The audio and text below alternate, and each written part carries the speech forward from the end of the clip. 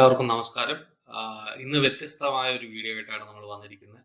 സ്ഥിരം വെബ്സൈറ്റ് കാര്യങ്ങളല്ല, ഒരു പുതിയ ടൂളാണ് നിങ്ങളെ പരിചയപ്പെടുത്തുന്നത്. ഇത് ശരിക്കും വെബ്സൈറ്റ് മെയിൻറ്റെയിൻ ചെയ്യുന്നവർക്കും അപ്ഡേറ്റ് ചെയ്യുന്നവർക്കും ആവശ്യമായിട്ടുള്ള ഒരു ടൂൾ തന്നെയാണ്. ഡിസൈനിഫൈ എന്നൊരു ടൂളാണ്.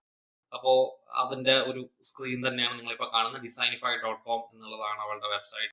അപ്പോൾ ഈ ഒരു ടൂളിന്റെ ഏറ്റവും വലിയ അഡ്വാൻറ്റേജ് എന്ന് വെച്ചാൽ കോമേഴ്സ് അല്ലെങ്കിൽ നിങ്ങളുടെ പ്രൊഡക്റ്റ് ഫോട്ടോസ് വളരെ പെട്ടെന്ന് തന്നെ ക്രിയേറ്റ് ചെയ്യാൻ പറ്റുന്ന ഒരു സോഫ്റ്റ്വെയർ ആണ് ഇത്. AI പവേർഡ് ആയിട്ടുള്ള. അപ്പോൾ ഞാൻ ജസ്റ്റ് നമ്മുടെ ടേബിളിൽ നിന്ന് എടുത്ത ഒരു സാനിറ്റൈസറിന്റെ ഫോട്ടോ ഞാനിതിൽ അപ്ലോഡ് ചെയ്യുകയാണ്.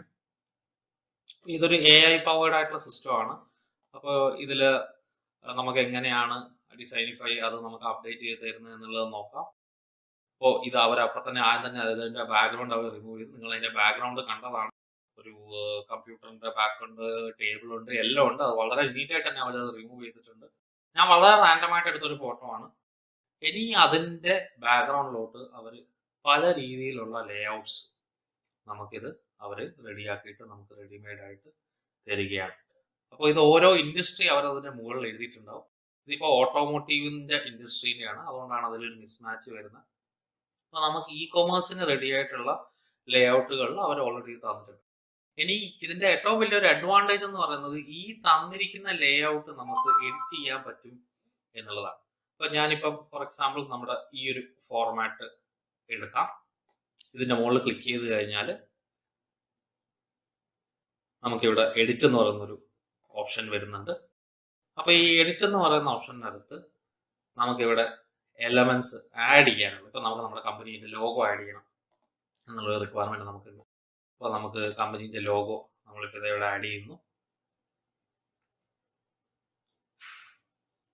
അപ്പോൾ ലോഗോ ആഡ് ചെയ്ത് കഴിഞ്ഞാൽ അത് വന്ന് ഇവിടെ പ്ലേസ് ആയിക്കോളും. കുറച്ചൊന്ന് വെയിറ്റ് ചെയ്യുക. നമ്മുടെ നെറ്റിൻ്റെ സ്പീഡിനെ ഡിപ്പെൻഡ് ചെയ്തിരിക്കും അതിൻ്റെ ഒരു പ്ലേസ്മെന്റ്സ് വരുന്നത്. ഓക്കെ, ഇതിപ്പോൾ സെലക്ട് ചെയ്ത് എനിക്ക് ഇതിനെ മൂവ് ചെയ്ത് എവിടെ വേണേലും വെക്കാം. ഇതിൻ്റെ അകത്ത് തന്നെ ഇപ്പം ഈ ബാക്ക്വേർഡ് ഫോർവേഡ് ഇതൊരു ലെയറിംഗ് സിസ്റ്റം ഇതിനകത്ത് അവർ ഫോളോ ചെയ്യുന്നുണ്ട്. അപ്പോൾ ഇതിപ്പോൾ ഫോർ എക്സാമ്പിൾ ഞാനിപ്പോൾ ഇത് കുപ്പിയുടെ മുകളിലായിട്ടാണ് വരുന്നത്. ഞാൻ സെൻഡ് ബാക്ക്വേർഡ് അടിക്കുമ്പോഴേക്കും അത് കുപ്പിയുടെ ബാക്കിലോട്ടേക്ക് പോകും.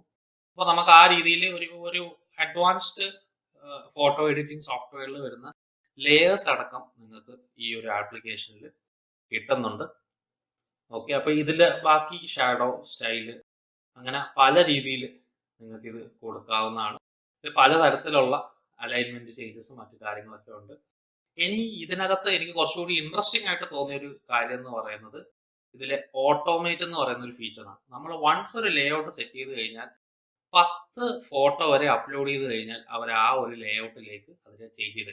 അപ്പൊ ഈ ഒരു സാനിറ്റൈസറിന്റെ ഒരു റാൻഡം ആയിട്ടുള്ള ഫോട്ടോ ആണ്. നമ്മളൊരു പ്രൊഡക്റ്റ് ഫോട്ടോഗ്രാഫി ചെയ്യുമ്പോൾ വളരെ ക്ലിയർ ആയി ബാക്ക്ഗ്രൗണ്ട് ഒക്കെ സെറ്റ് ചെയ്താണ് നമ്മൾ പലപ്പോഴും ചെയ്യുന്നത്.